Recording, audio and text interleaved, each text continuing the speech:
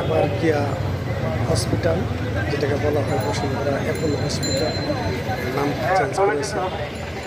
এখানে বেগম খালেদা জিয়া চিকিৎসাধীন আছেন।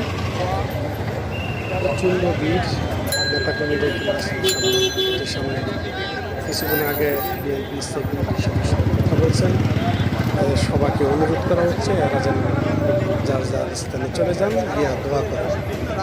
বলছে যে এখানে আরও 300 রোগী ভর্তি আছেন, এদের যেন কোনো অসুবিধা না হয় তার জন্য বিএনপি থেকে বারবার অনুরোধ করা হচ্ছে যার যার অবস্থায় গিয়া বেগম খালেদা জিয়ার জন্য দোয়া করার জন্য সবাইকে বলছে দোয়া করতে। তাই এখানে নেতাকর্মীরা অনেক অনেক জায়গা থেকে আসলেন।